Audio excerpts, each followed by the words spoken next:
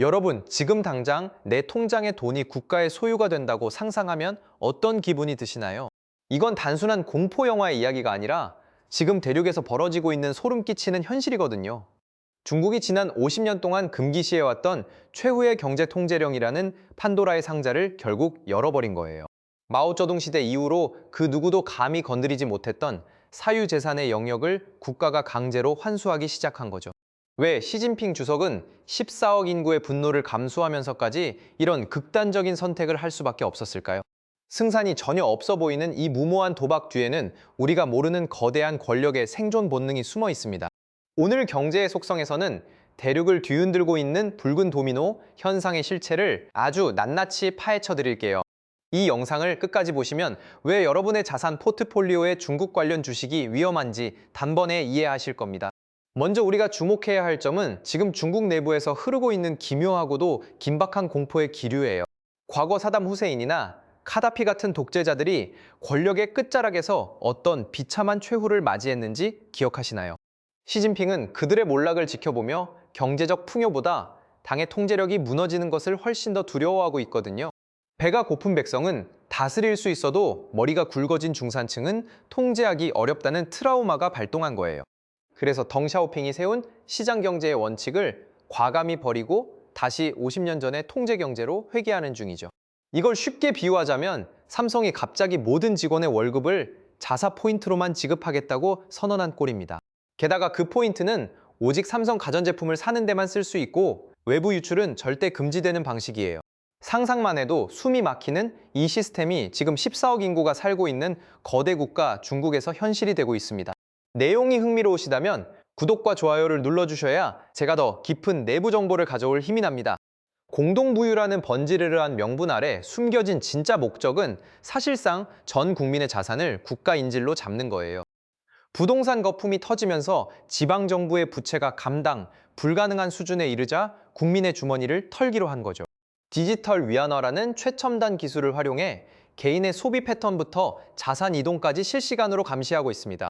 이제 중국인들에게 현금은 더 이상 개인의 소유가 아니라 국가가 잠시 빌려준 대여물에 불과하게 된 거예요. 상위 1%의 자산가들은 이미 눈치를 채고 어마어마한 자본을 해외로 빼돌리느라 전쟁터를 방불케 합니다. 하지만 평생을 바쳐 집 한 칸 마련한 평범한 중산층들은 이제 꼼짝없이 국가 시스템에 갇혀버린 상황이죠.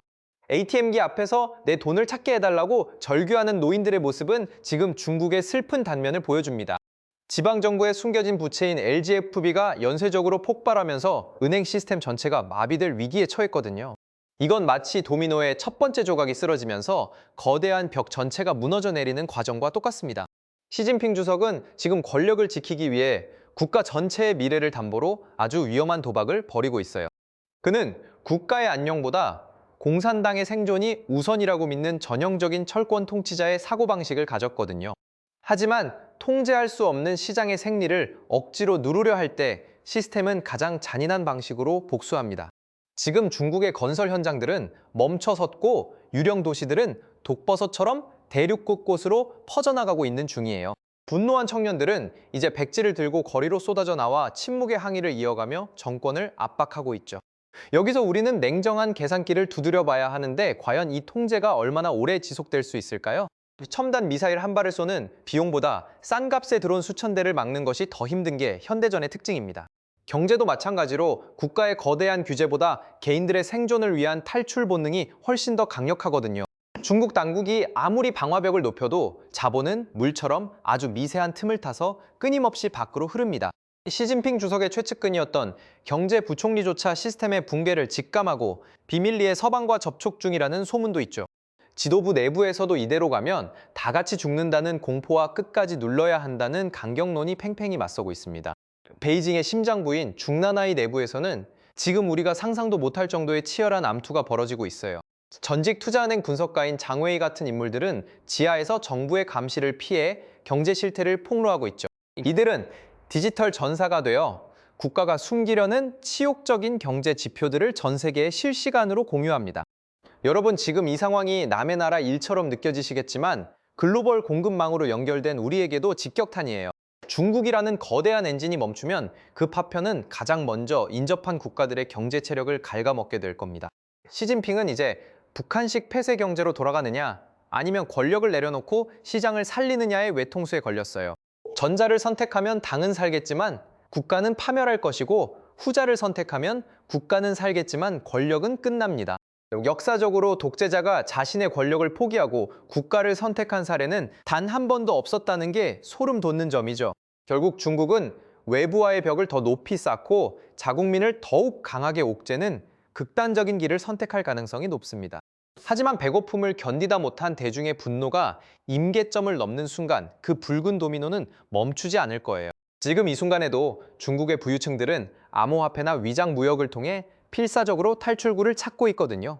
돈의 흐름은 거짓말을 하지 않으며 자본이 떠나는 곳에 미래가 남을 리 없다는 사실을 우리는 잘 압니다. 이 거대한 몰락의 서막에서 우리는 과연 어떤 준비를 해야 하고 무엇을 경계해야 하는지 고민해야 해요. 단순히 누가 이기느냐의 싸움이 아니라 누가 먼저 마지노선을 건드려 폭발시키느냐의 치킨 게임입니다. 중국 정부가 발표하는 화려한 경제 지표, 이면에 숨겨진 썩어 들어가는 환부를 직시할 줄 알아야 하거든요. 삼성의 시가총액보다 큰 부채를 가진 지방 정부들이 줄줄이 파산 선고를 기다리고 있는 게 현실입니다. 이런 상황에서도 시진핑 주석은 대만 침공 같은 외부의 적을 만들어 내부의 불만을 돌리려 할지 모릅니다. 전쟁이라는 극단적인 카드는 경제적 파멸을 가리기 위한 독재자들의 전형적인 마지막 수단이었으니까요. 우리는 지금 인류 역사상 가장 거대한 경제적 실험이자 비극적인 몰락의 과정을 실시간으로 지켜보고 있습니다. 국가가 개인의 모든 자산을 통제하려 드는 순간 경제 시스템은 자생력을 잃고 서서히 죽어가는 법이거든요. 이 영상이 유익하셨다면 주변에 공유해 주시고 더 많은 분이 대륙의 진실을 알 수 있도록 도와주세요. 중국의 경제 위기는 이제 시작일 뿐이며 앞으로 다가올 충격파는 상상 그 이상으로 강력할 전망입니다. 여러분은 국가가 여러분의 계좌를 동결한다면 과연 어떤 선택을 하실지 진지하게 생각해 보신 적 있나요? 자본주의의 탈을 쓴 공산주의가 보여주는 이 모순적인 행태는 결국 스스로를 파괴하는 독이 될 겁니다. 시진핑 주석의 고집이 꺾이지 않는 한 14억, 중국 민초들의 고통은 당분간 멈추지 않을 것으로 보입니다. 공동부유라는 달콤한 사탕, 뒤에 숨겨진 날카로운 칼날이 이제 대중의 목을 겨누고 있는 형국이거든요.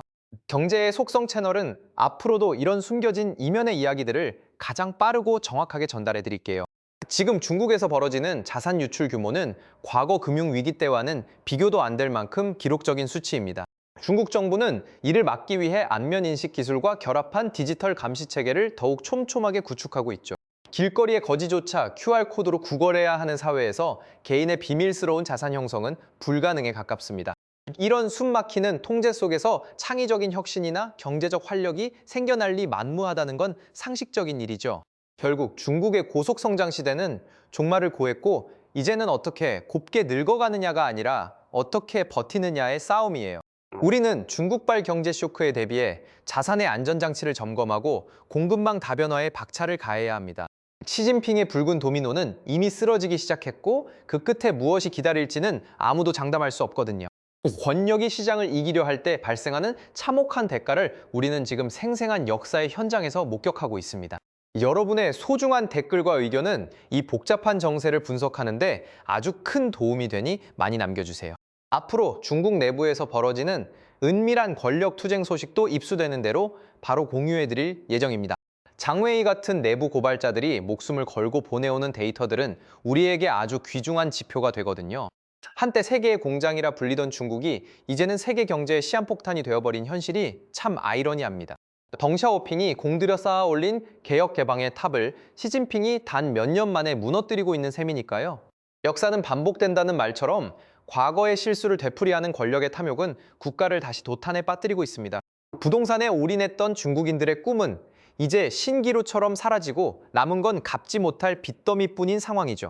이 모든 비극의 중심에는 오직 자신의 권력을 영구히 유지하려는 한 남자의 비뚤어진 집착이 자리 잡고 있습니다.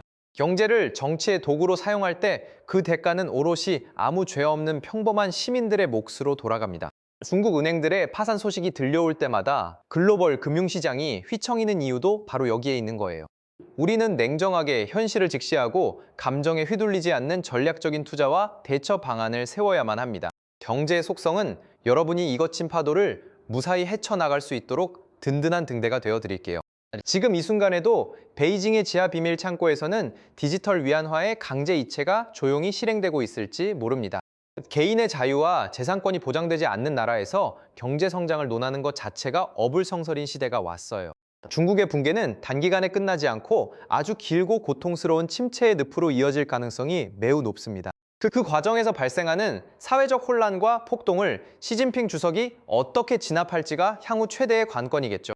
만약 군대가 동원되어 시민들을 무력으로 진압하는 사태가 벌어진다면 중국은 돌이킬 수 없는 강을 건너게 됩니다. 자본은 평화를 사랑하고 위험을 극도로 혐오하기에 그런 상황이 오면 모든 외국 자본은 썰물처럼 빠져나갈 거예요. 이미 많은 글로벌 기업이 인도나 동남아시아로 공장을 옮기며 탈중국 행렬에 동참하고 있는 것도 그 때문입니다. 중국이라는 거대한 도미노가 완전히 쓰러졌을 때 세계 경제의 지도는 지금과는 완전히 다른 모습이 될 거예요. 우리는 그 대변혁의 시대에 살아남기 위해 매일 아침 전해지는 중국의 뉴스 뒤에 숨은 의도를 읽어내야 합니다. 시진핑의 마지막 도박이 성공할지 아니면 대륙의 불길에 스스로 타 죽을지는 이제 시간 문제일 뿐이거든요. 확실한 건 50년의 금기가 깨진 순간 중국이 누렸던 평화롭고 풍요로운 시대는 이미 과거의 유물이 되었다는 거죠. 오늘 준비한 이야기는 여기까지이며 여러분의 생각은 어떠신지 댓글로 자유롭게 토론해 주시면 좋겠습니다. 과연 시진핑 주석은 14억의 자산을 묶어두는 데 성공할까요? 아니면 민초들의 거센 저항에 부딪혀 무너질까요? 누가 이기느냐가 아니라 누가 먼저 마지노선을 건드리느냐의 싸움에서 여러분은 어떤 편에 서시겠습니까?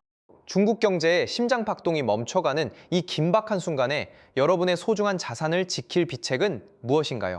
다음 영상에서는 더 충격적이고 날카로운 경제 이야기로 돌아올 테니 알림 설정 잊지 마시길 바랍니다.